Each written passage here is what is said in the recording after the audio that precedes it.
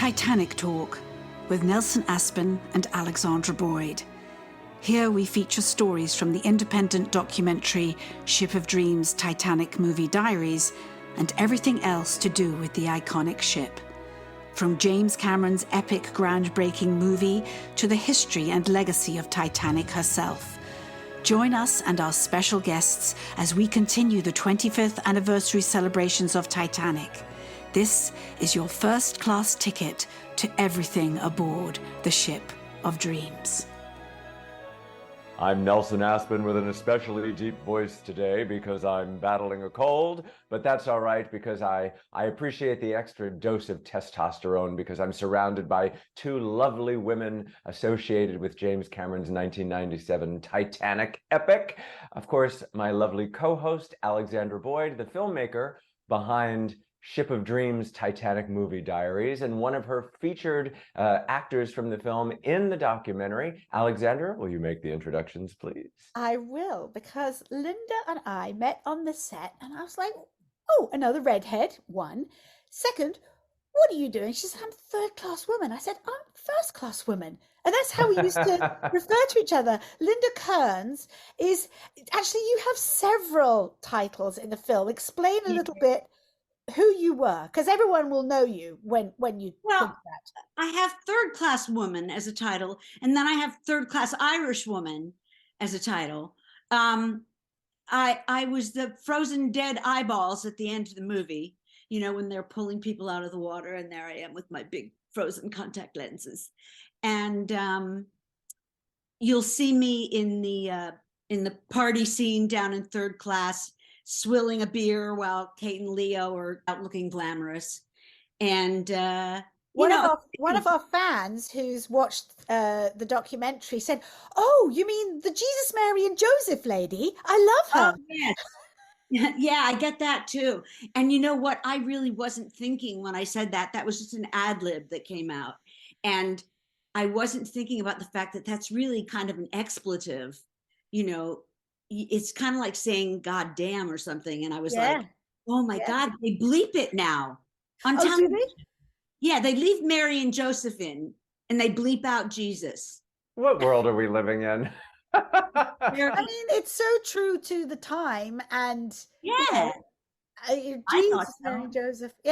Yeah, well, you know, it is what it is, but it's memorable, and because it's so poignant too when they're going through the dead bodies, and your image sort of epitomizes what they're seeing. That and Ellen with her dead baby, which sort of comes right afterwards. And you talk so movingly in the documentary about the experience of that, because I think a lot of people think, oh well, they're just actors and it was probably a little bit difficult in that tank. They don't know quite how difficult, obviously. It's really interesting and important that we or you get to explain how it deeply affected you. Yes, it was there were days that I was very sad.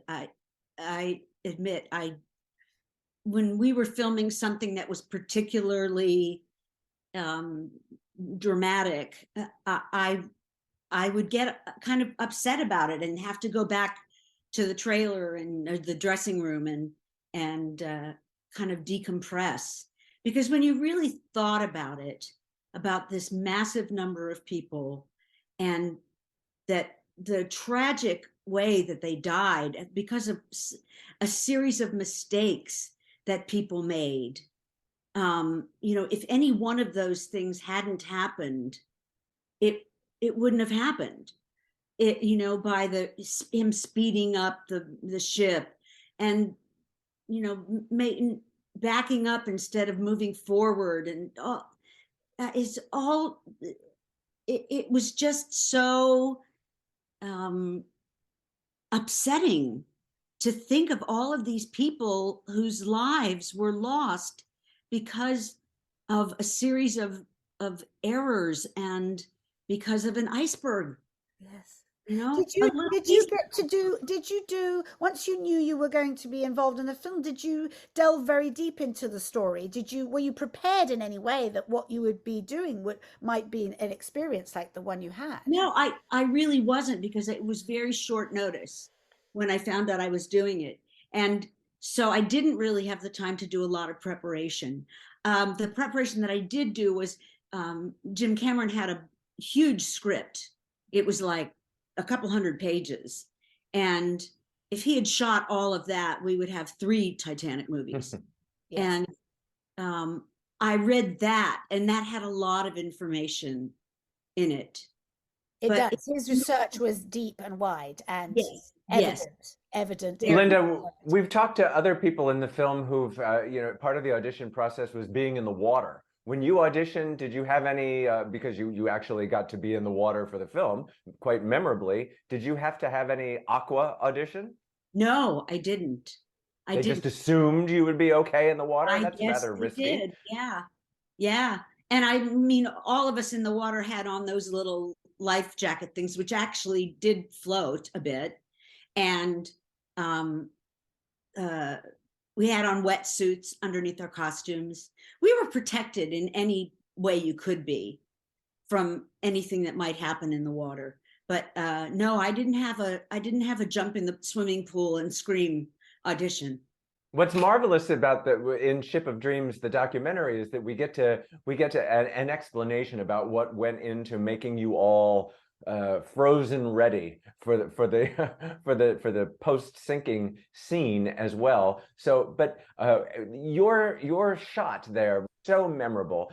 Just talk a little bit, if you can, about what went into making that moment. Well, first of all, Tina Earnshaw, the makeup designer, was of paramount importance in that. You know, we had wax put in our hair and these little crystals that when they were dampened would turn to what looked like ice.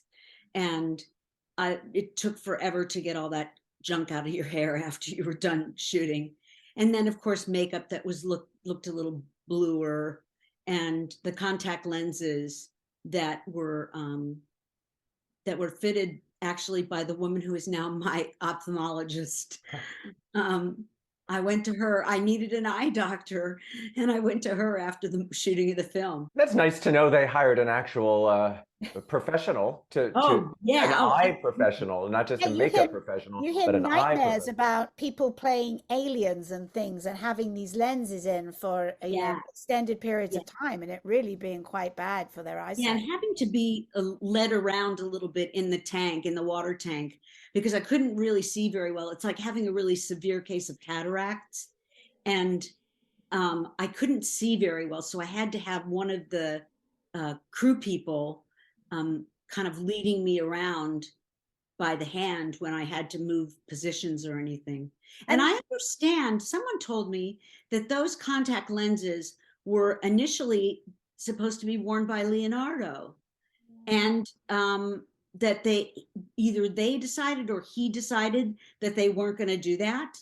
And so somebody I think his eyes are shut when he descends.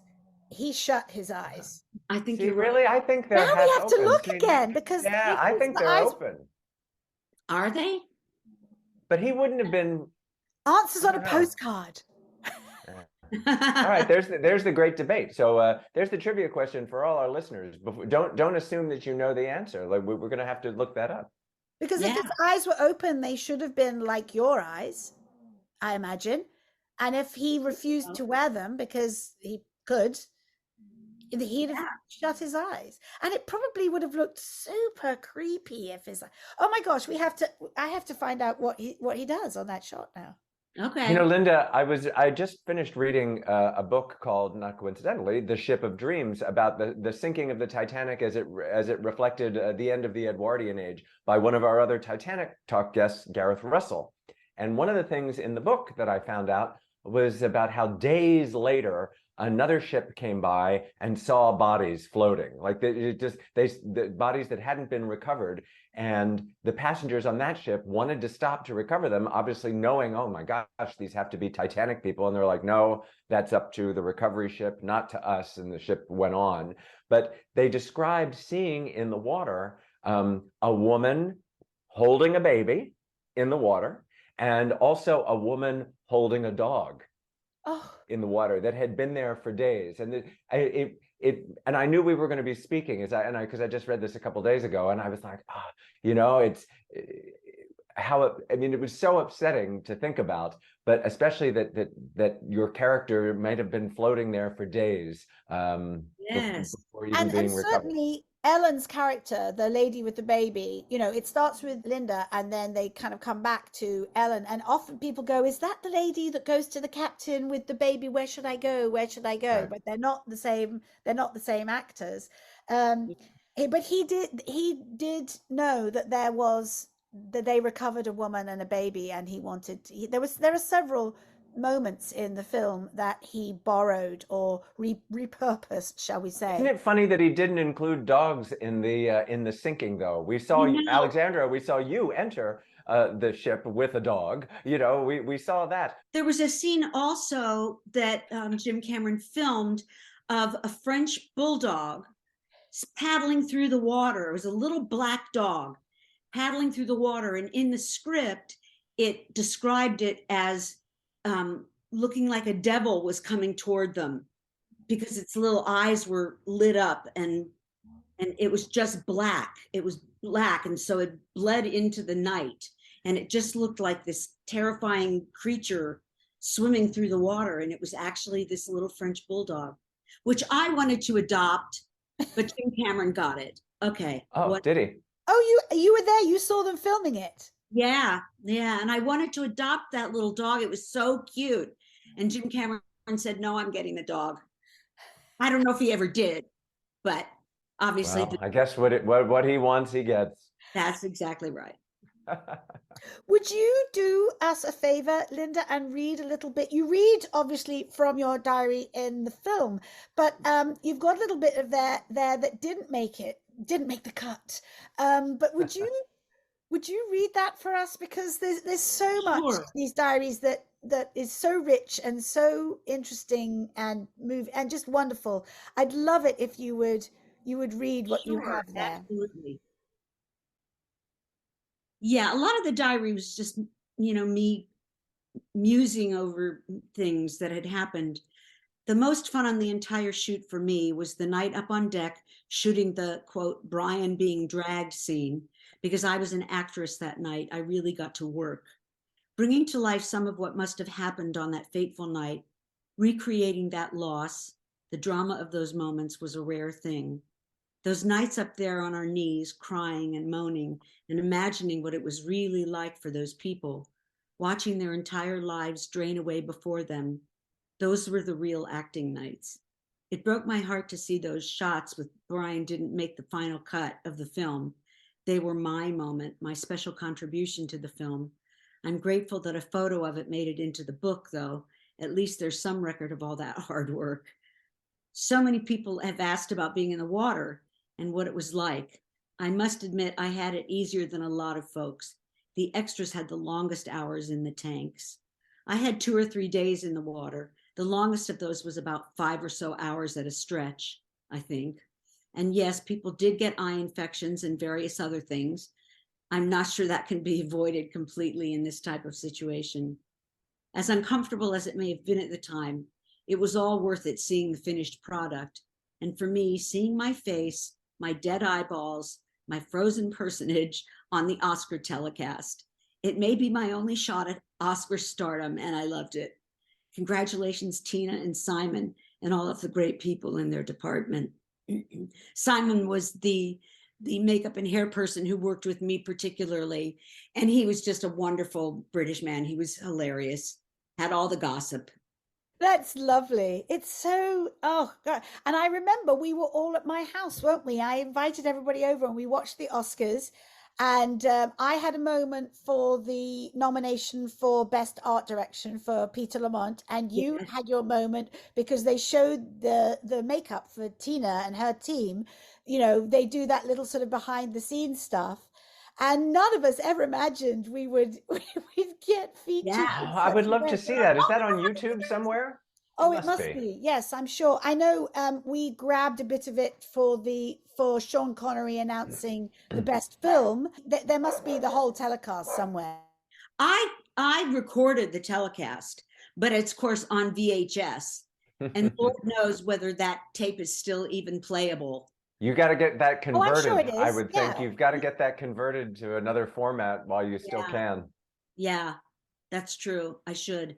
Although VHS, according to some of the Titanic fans on YouTube and Instagram, VHSs are still popular, especially with Titanic They're fans. coming back. Well, I didn't read somewhere, but another one of our guests, Pablo Ohana, who is he's sort of a numbers nerd, and he tells us how much money, you know, box office the film made, but it also tops the numbers for the number of VHSs ever sold on one single movie. That doesn't happen so much anymore now because people just automatically go to the streamers. But I think there's fans out there who like to have the physical thing, the DVD or the VHS, or, you know, I'm still a person who likes to read a book. Yeah, exactly. Me too. Exactly. Me too. Exactly. And So, I write notes on paper, not in my computer. So Linda, I have to talk to you and have you share with us some of the other parts of your career, because you're an amazing musical theatre actress and a director now. I came and saw you in Wicked at the Pantages Theatre. You've done so much stuff. Like Titanic's just the tip of the iceberg. What else of some of the other projects that you've worked on? Well, I was in the original Broadway cast of Nine, the musical, which then went on to be made into a film that I didn't care for personally. You know my friend Shelley Birch then. Yes, I know Shelley. Amazing. Yeah. We'll talk about that on on another talk. Yeah. But yeah, there we go. Of course I know Shelley. And so that was an experience, you know, the workshop of that, and then going on to do another month of Broadway rehearsals and another month of previews before we opened. That was quite an experience. And that was my first Broadway show.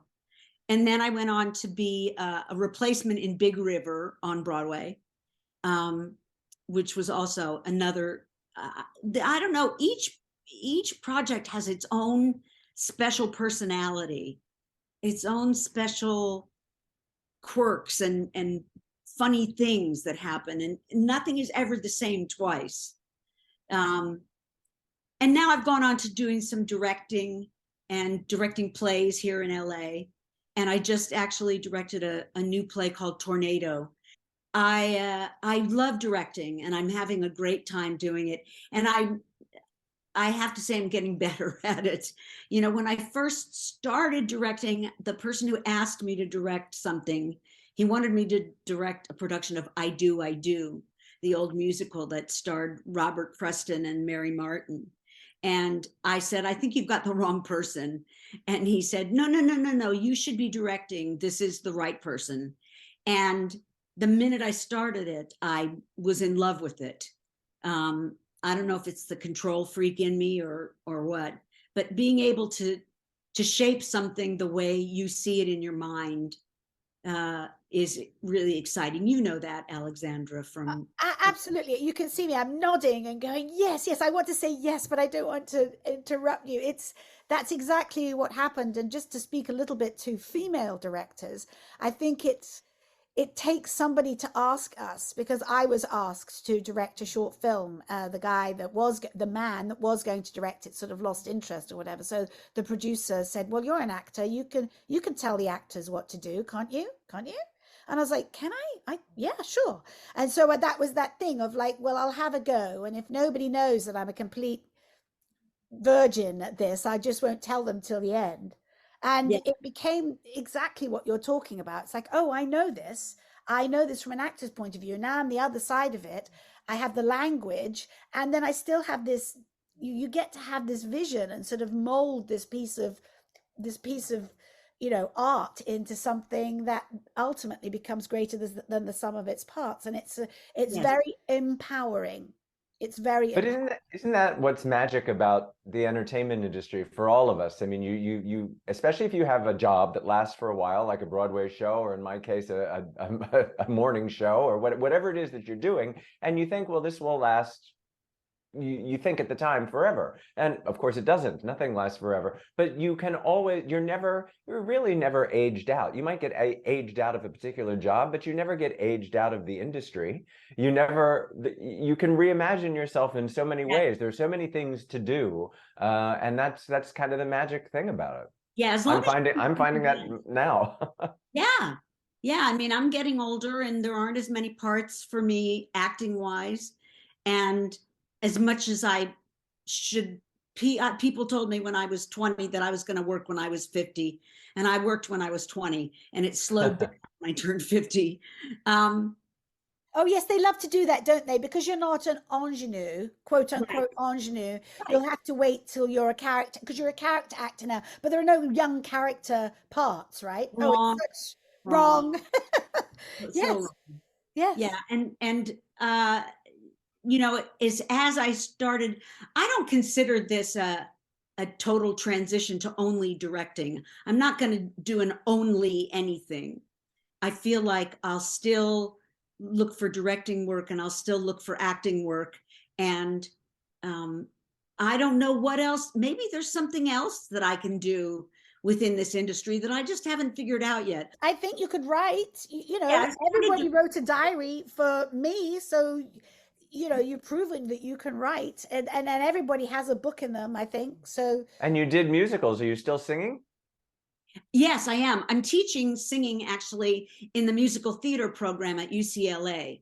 Fantastic. And I'm going to be retiring actually from there in a couple of weeks. I've been there for 23 years. Wow. So I started there just after Titanic. It was the fall that I bought my house in '99. So I started teaching at UCLA then, and I still teach there. I don't sing as much myself, and that's, my kids were asking me the other day what I thought I was going to do when I retired. And I said, one of the things I'm going to do is go back to singing on a regular basis, like actually practicing and singing, because you don't sing a lot when you're teaching. I don't anyway. I think it can be kind of dangerous for your own voice and for the person that you're teaching to sing. I want them to find their own voice. I don't want them to be imitating me. So I tend to explain things more than I will give an example. So I'm going to start singing again and playing piano. I started playing piano when I was 5, and I have fallen off the piano horse for a few years here, and I'm planning on getting back in. There's a big old grand piano in another room. You're reminding me, and Nelson, you'll love this. In earlier this year, I saw Nelson do his cabaret at the Gardenia in Hollywood, and I remember seeing you, Ms Kerns, do your cabaret at the Gardenia, and somebody wrote a song for you called "Dead in the Water." Dead in the Water. Ah. Yeah. And every time I hear that song, you know, the real version of the song without the rewrite lyrics, I always think of you. And then I was sat there watching Nelson standing in the very same spot.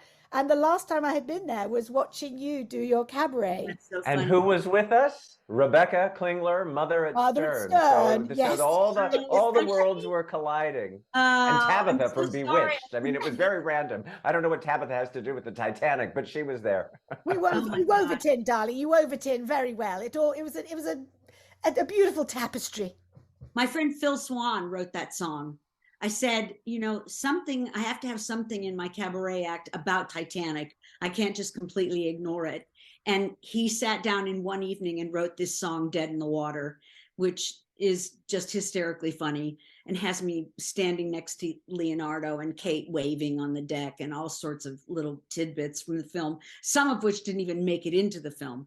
But Phil found out about things and just put it all in a song. was great. I think we need to see that on YouTube as well. I was going to say, I think that's or once you've retired and you do your act, that's got to go in. The reignition of your cabaret career now that you're retired. That would be fantastic. You don't think Titanic is too long ago to put that song in? Are you? Well, here we are talking about it. What are you talking about? What are you doing right now? That's true. I don't know. I tend to think of people going, "Oh, that's so dated. That's so old." Well, it's wonderful that you've been busy and that you were doing other things. I mean, yes, that's a plus. But no, I mean, gosh, Alexandra and I are constantly remarking and stunned by the evergreen aspect of Titanic, whether that's the ship itself, the James Cameron film, or what have you. People still just can't get enough, and thank goodness. We're almost at 20 interviews on this podcast. I don't know how many are up and running and live, but 20 conversations and more people lined up. Because I wasn't really aware until you did Ship of Dreams about how much it's still in the zeitgeist, and now I'm going to go to this convention in Las Vegas in August and sign pictures of my frozen dead face.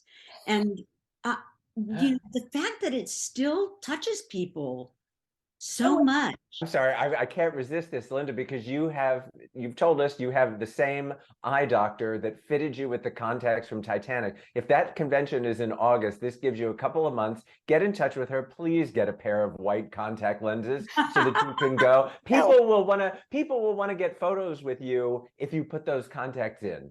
And it will be wonderful. I know, but people want that. Please put those contacts. Get those. You have an amazing opportunity to do that. All right. I'll call my ophthalmologist and say, do you have any frozen contact lenses around? Yeah, I also have to mention Fabian, our cinematographer, on that day that you were interviewed, and he talks in the documentary about how blown away he was when we all started showing, that's the lady, oh my God, I know who that is, because he's a cinematographer, he's a filmmaker because of James Cameron, and he describes it so eloquently how it came about. But off camera he just said, is that the so-and-so lady? I was like, yes, it is. Anyway, let's set up the shot. But all the while you were reading, and Chris and Liam and Rebecca and everybody, he was just having kittens that he had been invited to film all of our interviews. That's so amazing. Yes. So we cannot deny the effect. And also you saw the super fans who saw this film or who've seen it, who weren't even born when the film came out. Young people are drawn to the film and to the story. It's extraordinary. And that's a lesson about your work overall. I mean, and besides Titanic, I mean, all the things that you do, your teaching, your singing, your plays, whatever it is, you're touching people that you'll never meet. You're touching people that you'll never know in ways you'll never know. Isn't that amazing? It's the power of the movies. It's the power of the movies. About that very much, but it's so true that we really don't know what we've done that's affected somebody else. It could be, and there it was, this small moment in Titanic that grabbed people's attention, or the moments at the end when they're on the staircase and there's that pan of all the people that Leonardo knew, and Kate knew on the ship. I didn't realize how much those tiny moments grab people. And I mean, that's why I'm not a filmmaker, I know what they do on stage, but for some reason, capturing those moments in film. Oh, you'd be fine. You'd be fine. You'd be fine. And I say that because I know why you're saying that, but you have a cinematographer who is helping you capture that. Jim had Russell Carpenter, and you have lots of discussions with them. You say, I'd like this to play out, and he'll frame it. He'll go, you mean like this? And I'll go, not exactly, but it's bloody marvelous. Let's do that. Yes, there's a constant sort of backwards and forwards because you're choosing the moments of the story you want to tell versus a stage where the audience can look at the whole tableau the whole time. And a producer, you have a good creative producer. It's the whole collaborative effort. Yes. Because nobody can do this by themselves. It's not possible. Nobody can wear all those hats except maybe Jim Cameron, who knows. He can't act. He's not an actor. He's not an actor. I bet he could be. Yes, he could. Of course. He can do everybody's job on that film even better than they did. I mean, but did I see that he had a cameo in Titanic? Is the guy getting his beard trimmed before the ship sailed? I thought I saw that on a YouTube thing. So there's no, I mean, I don't know that that's credible, but that he made a cameo as one of the immigrants being checked for lice or something. Or he's standing at the top of the stairs over Leo's shoulder in that final heaven scene you're talking about, Linda. Well, in his hand, drawing the photo, drawing the pictures. His hand. That's the only one I know about, is his hand doing the drawing. Yeah, and they're extraordinary. Yeah, so he's an amazing artist as well. Yes. Well, I'm sorry to be the clock keeper, but I'm looking at the time, and I want to thank Linda for giving us her time today. And I think the theme of everything we were talking about, which you just said about tiny moments, and it's the tiny moments. So let's make a pledge to look for the tiny moments, not just in Titanic, the film, but just in life in general. I think that's that's marvelous, and we love you, and we're so happy. I'm so happy you'll be doing the Vegas thing, and that you're part of this wonderful Ship of Dreams family. Thank you so much, Linda. My pleasure. Thank you so much. If you've enjoyed this podcast, please leave a review. And if you'd like to hear more podcasts like this, hit the subscribe button. For information on where you can see Ship of Dreams, Titanic Movie Diaries, go to shipofdreamsfilm.com. Titanic Talk is a production of Ship of Dreams Film Limited. At Titanic Talk, Nelson and I are looking for the ultimate superfans. Do you have a passion for James Cameron's Titanic or any of the other screen adaptations? Are you an amateur historian with a vast knowledge of the ship herself? We would love to invite you on our podcast. Come and talk Titanic with us and all things aboard the Ship of Dreams. To reach out, email info@shipofdreamsfilm.com. We look forward to hearing from you.